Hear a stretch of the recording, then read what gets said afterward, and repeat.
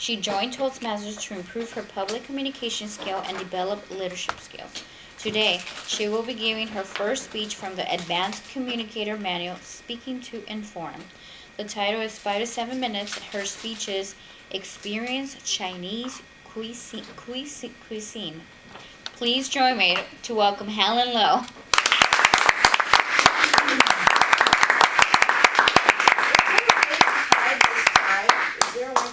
You want to do?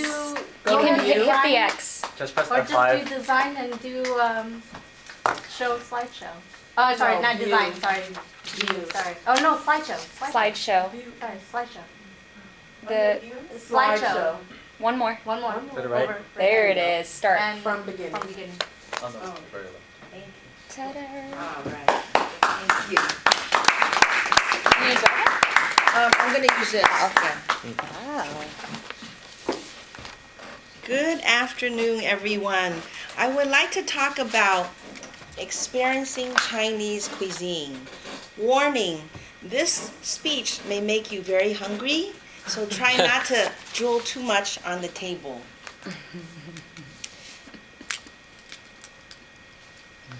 How many of you have eaten Panda Express food before? How many of you think Panda Express is real Chinese food? Okay, my answer to that question is yes and no. Yes, it is Chinese food in that they serve rice, noodles, and some dishes.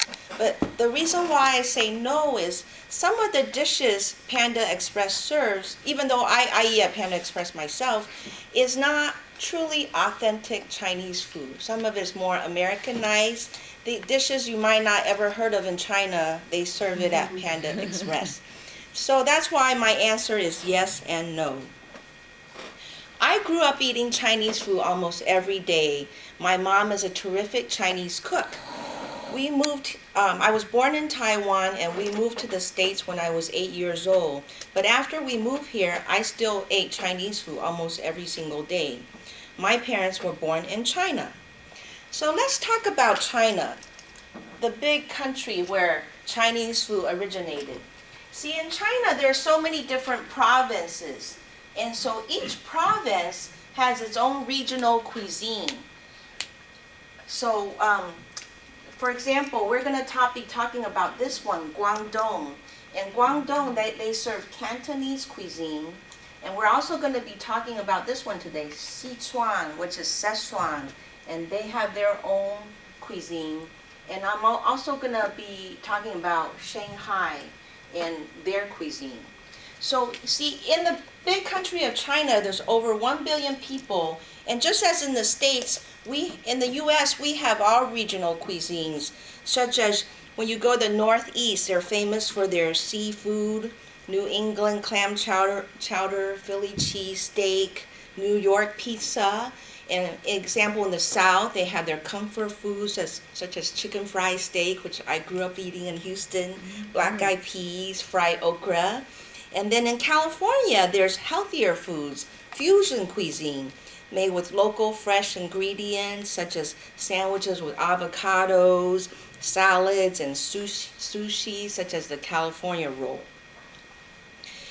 In China, not only these are regions and they have their own cuisine, but just for your information, each region has their own dialect. So for Cantonese people that live down here, they actually speak the Cantonese dialect. Shanghai people speak Shanghainese. And even though they're all Chinese, they sound totally different. I have no idea what a Shanghainese person is saying. But the funny thing is, all of our writing, the written form of Chinese is all the same words. So if we can't communicate with each other, just write it down. I'll know what you're talking about. But they sound totally different. So today, I'm going to give you a brief summary of 3 regional Chinese cuisines. We don't have time to cover all of them, so I picked 3 of them that are pretty popular, and I want to introduce you to them. So the first one is, I talked about, each region has its own signature or famous dishes. The ingredients used may be more readily available in that part of the country. That's why they have their own regional cuisines. And the first one I'm going to introduce you to is Cantonese cuisine. And this is a picture of Cantonese dim sum. So I don't know, it seemed like some of you are nodding, so you're familiar with it. There's only certain restaurants that serve this. It's a delicacy. And the word dim sum in Mandarin is called dian xin. It actually means to touch the heart. So maybe this food is supposed to be so good it touches your heart. So only certain restaurants serve this. They have to have a special chef who know how to cook these dishes. And usually in these restaurants, they have things out on a little rolling cart, and they steam a lot of the food in these bamboo containers, and they have them on the cart. So the waitress is rolling around the cart, and they'll come by your table, and you just point and tell them which one you want, and they'll put it on your table. So some of the famous dim sum dishes, there's one called ha gao. It's a shrimp dumpling. It's very good. I don't know if I see a picture of it here. And then there's another one called shu mai, which is like a pork dumpling. It's a pork meatball, very tasty, and it's steamed. It's a very popular dish.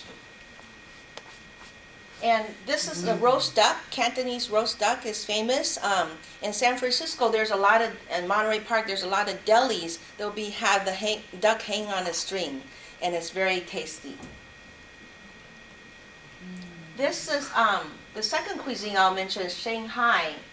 Shanghai is actually one of my favorites. My mom, she was born in Nanking but grew up in Shanghai, so this is her food. And Shanghai cuisine, they have some of the tastiest food. This is what is called a soup dumpling. It's called xiaolongbao. And what it is, it's a dumpling made with this thin skin and flavorful pork meatball inside, but it also has some juices called soup. So it comes out steaming hot. You have to be careful when you eat it because you could burn your tongue.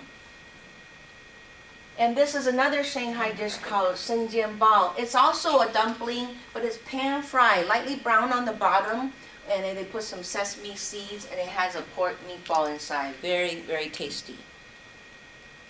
This is another one of my favorite Shanghainese dishes.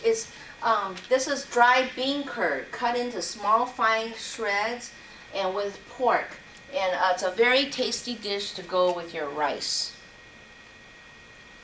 And this is the last cuisine I'll talk about, Szechuan. So for those of you who like spicy, Szechuan is your cuisine. This one's called mapo bean curd. It's tofu with ground pork and a spicy meat sauce. This one, I'm sure you heard of, kung pao chicken, and this is a spicy chicken dish with peanuts. So we are very lucky we live in LA because LA has a lot of restaurants. And I'm going to give you this take-home sheet of restaurants I recommend and what dishes to order there. And anytime you have any questions, just feel free to ask me. So I encourage you to be adventurous and try these restaurants out. And I think once you tasted some of this food, you may never be satisfied with Panda Express again. Oh. Madam Toastmaster.